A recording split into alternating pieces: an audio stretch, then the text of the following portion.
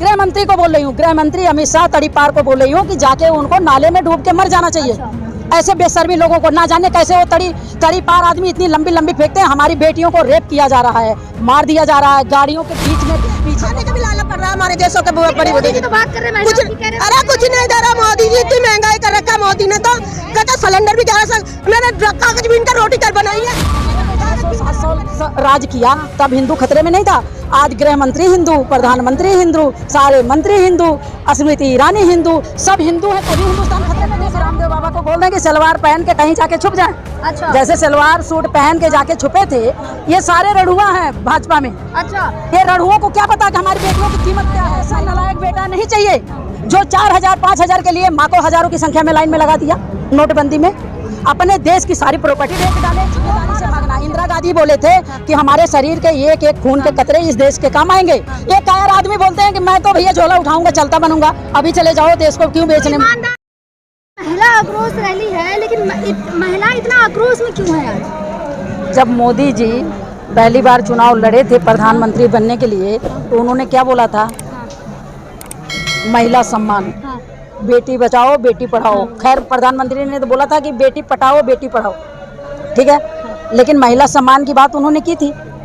जब से भाजपा की सरकार आई, ना तो एक लड़की बेटियां हमारी सेफ हैं, ना हम सेफ हैं। कैसे कह सकती हैं आपकी सेफ नहीं है? अब आपने अमित शाह का बयान नहीं सुना था?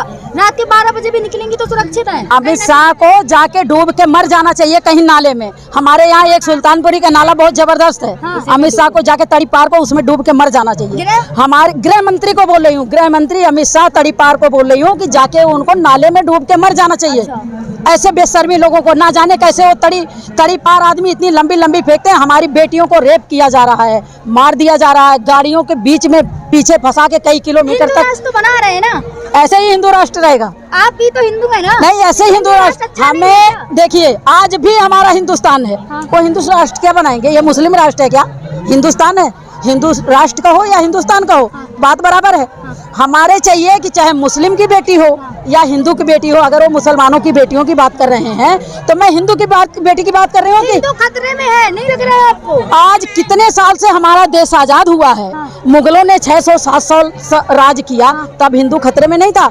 आज गृह मंत्री हिंदू, प्रधानमंत्री हिंदू, सारे मंत्री हिंदू, स्मृति ईरानी हिंदू, सब हिंदू हैं तो भी हिंदुस्तान खतरे में थे। सारे डूब के मर जाए जाके। बाबा रामदेव ने कैसे मुसलमानों पे तंज कसते हुए कहा है कि 5 टाइम की नमाज पढ़ लो, उसके बाद चाहे लव जिहाद करो या कुछ और करो। मैं तो मीडिया वालों से रिक्वेस्ट करती हूँ कि रामदेव बाबा को बोल दें कि सलवार पहन के कहीं जाके छुप जाएं। अच्छा। जैसे सलवार सूट पहन के जाके छुपे थे, ये सारे रढ़ुआ हैं भाजपा में। अच्छा। ये रढ़ुओं को क्या पता कि हमारी बेटियों की कीमत क्या है, महिलाओं की कीमत क्या है। कैसे कह सकती है आप? योग गुरु है ऐसे रढ़ुआ आदमी, चाहे ये विश्व गुरु तो हमारे प्रधानमंत्री भी बन रहे हैं। हाँ। ये सारे रढ़ुओं की टीम इकट्ठी है। इनको यही नहीं पता कि बेटियों का सम्मान क्या होता है, महिलाओं का सम्मान। छोड़ दिया। ऐसी देश के सेवादार नहीं चाहिए, ऐसा चौकीदार नहीं चाहिए जो चौकीदार बन के हमारे देश को धीरे धीरे सरकारी प्रॉपर्टी बेच डाले। पार्लियामेंट में भी तो कहा था कि देश के लिए मैंने सब कुछ छोड़ दिया। अब उनको छोड़ के जाना चाहिए क्योंकि पब्लिक की आवाज है। ऐसा प्रधानमंत्री हमें नहीं चाहिए निकम्मा। कहते हैं, सुनिए 2024 की तैयारी कर मेरी बात सुनिए, हमारे अगर 2 बेटे होते हैं ना, तो हम बेटों पे नाज करते हैं कि हमारा बेटा लायक हो। मैं तो कह रही हूँ मोदी की मम्मी टेंशन में रही होंगी बेचारी, अब तो स्वर्ग लोग गए। नहीं कहना चाहिए। ऐसा नालायक बेटा नहीं चाहिए जो 4000 5000 के लिए माँ को हजारों की संख्या में लाइन में लगा दिया नोटबंदी में। अपने देश की सारी प्रॉपर्टी बेच डाले और माँ का सम्मान क्या जाने। कोई फर्क नहीं करता। प्रधानमंत्री की माँ भी लाइन में लगी, उससे आपको भी तो सीखना चाहिए ना। क्या सीखना चाहिए?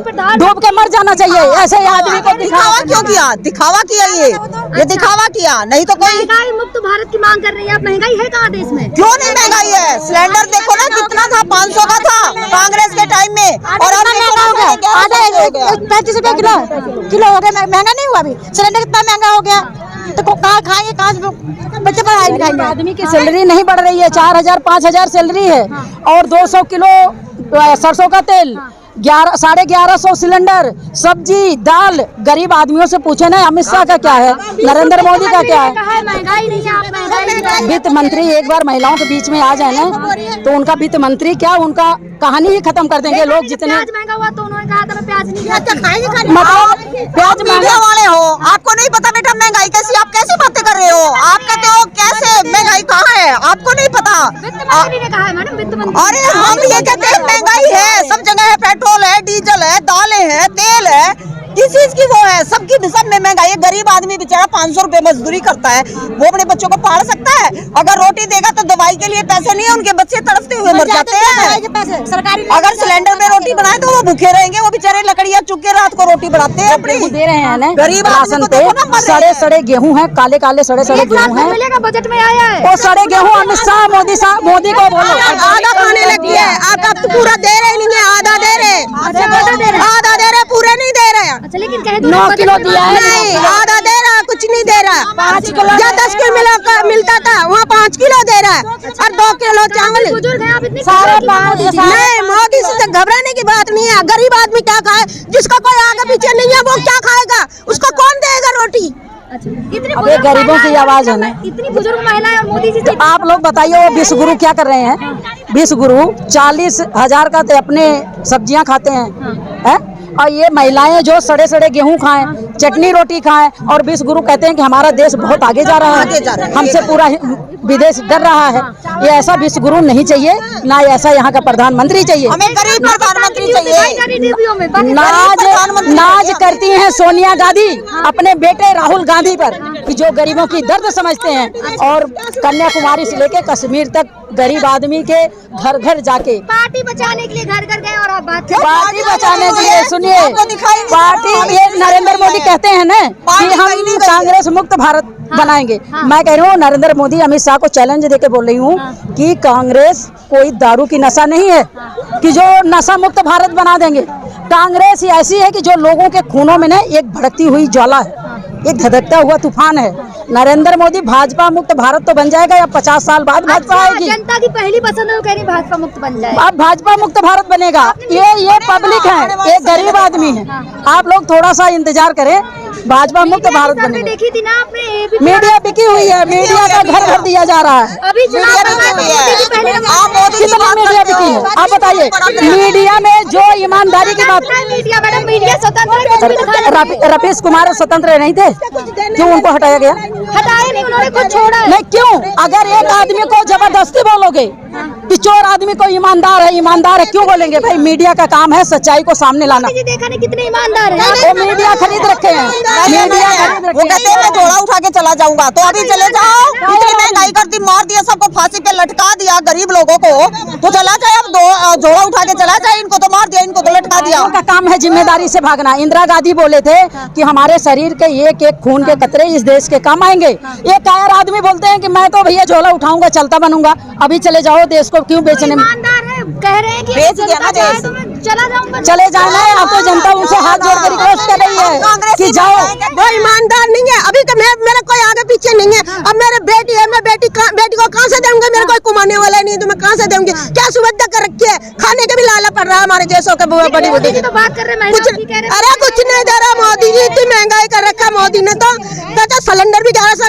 मैंने कागज बीन कर रोटी कर बनाई है, कागज बीन कर रोटी बनाई हूँ। दिन आएंगे कि कागज बीन कर रोटियां बने, हमारे देश में गैस सिलेंडर मुक्त हो जाए, कागज और लकड़ी चुन चुन के गरीब महिलाएं रोटी बनाएं। इससे अच्छे दिन नहीं चाहिए। मोदी जी से हाथ जोड़ कर रिक्वेस्ट है। पार्लियामेंट में मोदी जी तो बोल रहे थे विश्व में नंबर 1 बनाने का। ऐसा ही नंबर 1 रहेगा कि पब्लिक के हाथ में कटोरा आ जाए, कागज से रोटियां बने, लकड़ चुन के रोटियां बने। हमें ऐसे अच्छे दिन नहीं चाहिए। गरीबों को खत्म कर रहे हैं, गरीबी नहीं, गरीबों को खत्म। अनाज दे रहे हैं, घर दे रहे हैं, कुछ भी नहीं दे रहे। अनाज नहीं चाहिए सड़ा, जो सड़ा अनाज मोदी जी को बोलो कि एक दिन वो अनाज खा के दिखाएं। मशरूम खाते हैं ना, मशरूम। वो तो 40,000 का मशरूम खाएंगे, गरीब आदमी सड़ा गेहूं की रोटी खाएगा, सड़ा खाएगा। तो ऐसे अच्छा दिन नहीं चाहिए मोदी जी।